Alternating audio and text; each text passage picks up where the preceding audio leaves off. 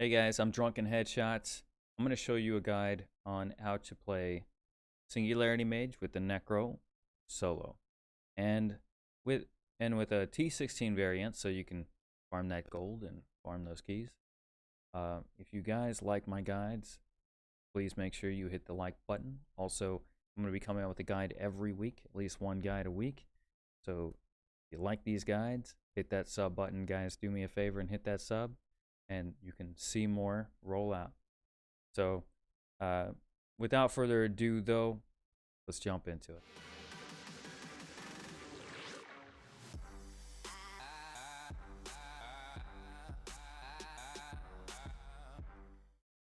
All right, so first we're going to start with the skills. I'm going to go from GR first and then T16. So let's go ahead and look at the skills. You'll see real quick: Area of Frailty, Singularity Mage, Blood Rush, Metabolism, Bone Armor, Dislocation. We need that dislocation so we can stun enemies, proc Crispin Sentence. Devourer, Cannibalize, Land of the Dead, Frozen Lands. And then with our passives, this is where it kind of mostly changes. Blood is Power, Dark Reaping, Wrathma Shield, and Final Service. So Wrathma Shield is going to keep us alive. Dark Reaping is going to get us that essence, and Blood's Power is going to give us that cooldown. Now you'll notice there is no Simulacrum in this build. If you wanted to get rid of Blood Rush, you could put Simulacrum in this build, but it would slow you down tremendously, and it's not something you want to do. Stick to the build, and you're going to love it. All right, let's go into the T16 skills. All right, so for the T16 skills, you can see it's exactly the same for the skills, other than the passives. And you can change these passives up for the most part. Dark Reaping, I would especially just say keep that there, but you can change all the other stuff up if you want. Blood is Power. I use that because when cooldown gets kind of hefty, I like to keep that Blood is Power there to keep that cooldown at a good spot. So fueled by Death and Final Service. I want more movement speed in T16s. Everything's easier to kill, so we just want to keep moving as fast as possible. Final Service. This is just like the beginning of the Rift, you know, when you're trying to get your mages out and get some gold and stuff, or if there's a gap in between how much gold you get. That's just to, you know, protect you from losing pools or whatever. So that's just up to you. You can change those however you want, but to keep the skills the same, and you should be fine. You should see that we have Devouring Aura here, and that's for our Avarice band because we're going to be expanding that Frailty Aura and the Devouring Aura. We won't have to use any macros or anything for this aura. So let's jump into the gear, guys. And we'll do the GR gear first. All right, so for the GR gear, you'll see that we have quite a little bit of different setup than the normal Singularity Mage. There is, you'll see we have armor or strength gems inside of our gear, and that's to give us some armor. We have Dainty's Binding. These are I'm just going to go over the differences between this and a normal Singularity Mage build. You coming here, I especially think that you most likely know the regular Singularity Mage build, or you've seen it before. So I'm just going to go over the differences. You can see that we don't have Reaper's Wraps on, and we won't need them here, and you'll be fine without it. So don't worry too much, but we do have Nemesis Bracers, and they're going to be great. That Dark Reaping that we have, that passive, is going to give us enough essence back, and you'll see.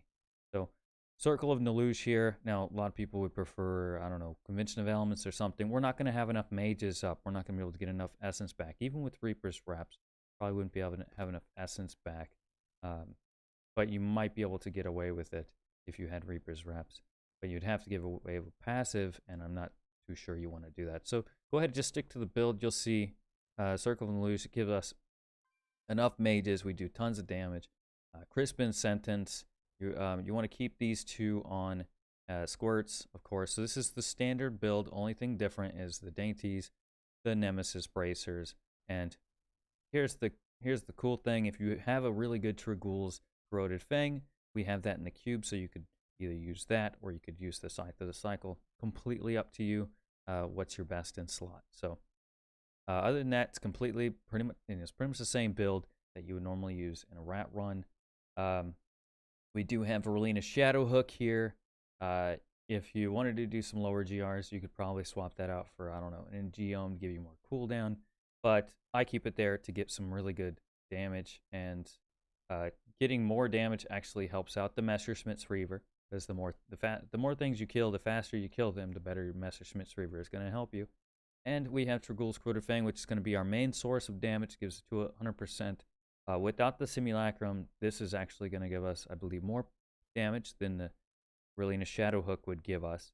Um, and we do have our Aura of Frailty, like I said. So you want to use this to the benefit of your Aura of Frailty, and I'll get into that in the gameplay. This is the gear, guys. I'm gonna have a D3 planner in the description down below. Make sure you check that out. It may change over the course of the season, but the guide on how to play this will stay the same. So go ahead and check out that D3 planner. We're gonna jump into the T16 gear. All right, guys. So for the T16 gear, you can see right here that it's basically the same as that solo build I was just talking about, but just a few minor changes. So we're running Avarice Band or Crispin Sentence. I like to run the Avarice Band because my Avarice Band because that has crit chance. You can see that it's non-ancient, so you can go without an ancient or two in the T16. It's not going to hurt you too much if you don't have it, so that's fine. We have Gold Wrap here and Boon of the Hoarder, that gem inside my circle here, and that circle is non-ancient as well for the crit chance, of course. So I'm running 2 non-ancients and still doing plenty of damage in T16. So we go with the Nemesis Bracers once again. No Reaper's Wraps, and we're doing just fine. Like I said, with that Dark Reaping, we're getting plenty back. And actually, with T16s, you can actually run without Dark Reaping, but I found it a little bit better in some less populated areas. So I would recommend running Dark Reaping in your passives and running the Nembracers for sure in T16s and in the GRs. So other than that, it's pretty much the same. We have Intelligence Gems in because we won't need the armor. We're going to get plenty of armor from Gold Wrap and Boon of the Hoarder. And that Avarice Band, this is going to be amazing, you'll see, is going to increase our area of effect for our Frailty Aura and our Devouring Aura. Those 2 auras are going to just be tremendously huge, and we're gonna actually absolutely just destroy T16s with this build. Crispin Sentence or Avarice Band in the cube here. Tragul's Corroded Fang. It's going to be a main source of damage, just like in the solos. And Messerschmitt's Reaver. So Messerschmitt's Reaver is going to be giving us enough cooldown that we could actually have almost nearly permanent, or it could be permanent depending on the cooldown in your gear. If you had like cooldown in your gloves, like I don't, or if you had cooldown in your amulet as well as your, let's say, your gloves, and you had cooldown on like both of your rings or something, you could probably get away with 100% uptime on your Land of the Dead in T16 and maybe even the GRs. So you'll love this build. Go ahead and try it. I'm going to go jump into the gameplay. Hope you guys enjoyed the gear cover. Alright guys, so for the Singularity Mage with solo for GRs, I'm going to lower it down to 85 just as an example. 80, 85, 90 is kind of where you want to stay. If you're around my Paragon, if you have more, you could probably do more. This is what I'm going to show you. So with this build, you have your Aura of Frailty, and that's going to give you damage and damage reduction. So you want to be close to the enemies. Even if you proc, you still want to be close. That's kind of a more of a reason to be close, because you want to be able to survive, and you want to also be able to do damage. I get really lucky in these 2 rifts that I run because I get shield pylon. It's the funniest thing. I was like, man, I'm going to run another rift because I got a shield pylon for the first one. And then the second one, I get a shield pylon as well. But just to show you, you can do plenty of damage with this build as long as you keep all your mages up, and whenever you jump into a mob, you want to blood rush into a mob. You can see I kind of blood rushed into this mob here. I went right in here, and the first thing I did was hit my bone armor. I hit my bone armor, and that stunned everything here because I didn't have my Land of the Dead up. So by stunning it, let's say I didn't have shield, they would be stunned. They wouldn't be able to attack me. Anything outside of that radius would still be able to attack me, but I would still get damage reduction from my Dainty's Binding. So that's basically how you want to play this. You want to blood rush into mobs. You want to, or speed into them, hit that bone armor, and keep your Land of the Dead up. Use that Land of the Dead very tactfully too, because you get Wrathma's Shield from it. So I would suggest that, you know, if you are about to get into a fight with an elite, maybe use your Land of the Dead right before you jump in, so that way you're covered by Wrathma's Shield and you're not going to die instantly. If you click a pylon and you have Land of the Dead up, or you think there might be a pylon coming soon, maybe save that Land of the Dead just for when you click that pylon. If you know from experience, when you click the pylon, that elite will just immediately smack you in the face. And when you have Wrathma's Shield up, you kind of prevent that. So you can use that Wrathma's Shield to your advantage. Blood rush as much as you want to get through the rift. If you have trouble staying alive, maybe a lower Paragon, you can go with Potency, with the Potency rune to give you more armor. I like to use the Metabolism. It works really well with the Messerschmitt's Reaver because when you use one blood rush, it can refresh. It can still keep that one on cooldown, so you can immediately blood rush over and over again. So on my second rift, you can see I ran into a really difficult mob type. Once again, I proc right from the beginning. You'll see it in just a second here. But you still, even if you're far away, or even if you're close to the mobs, yes, it's dangerous. So you want, and you have Dainty's Binding, but you still want to be very careful against mobs types that are, you know, very strong, such as the Hell Witches or whatnot. So you want to be careful not to, you know, face check some of these things unless you have Wrathma's Shield up. Then, you know, go ahead and do all that. But you want to be careful about how you approach mobs.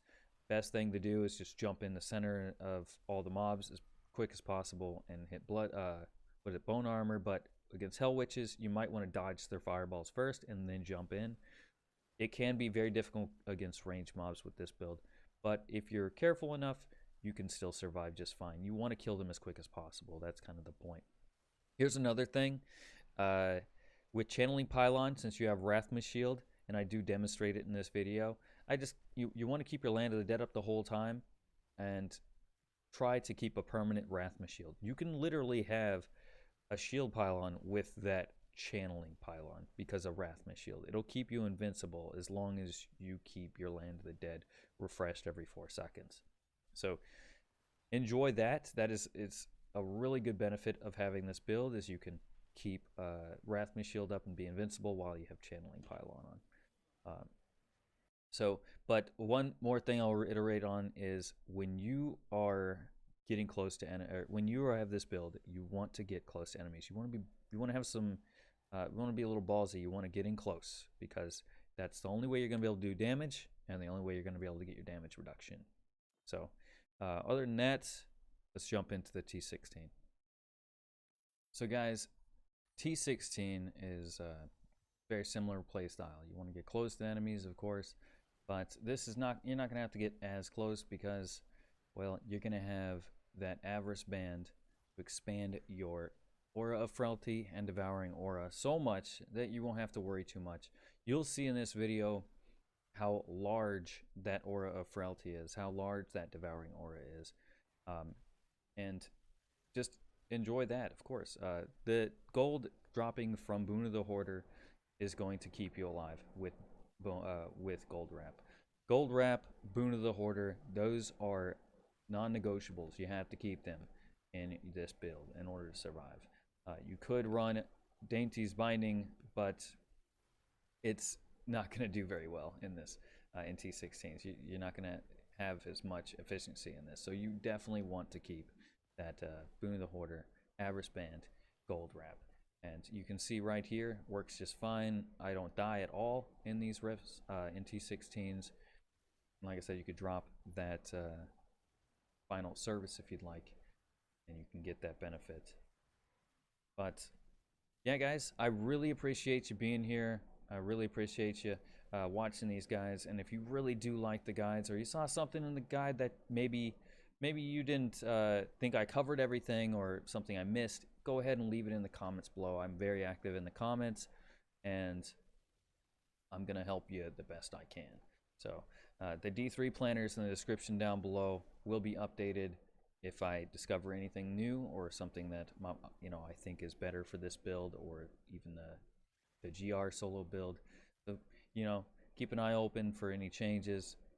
But thanks again, guys, for being here, supporting me how I am. I'm going to be putting out a guide every week, at least one guide, and stream highlights from my Twitch streams. Please check out my Twitch as well. I got a link in the description as well. And I stream 5 days a week, so go ahead and check that out. So thank you guys so much for being here as well. Like I said, hit that sub button if you want to see more guides every week, stream highlights every week, and I'll see you guys next time.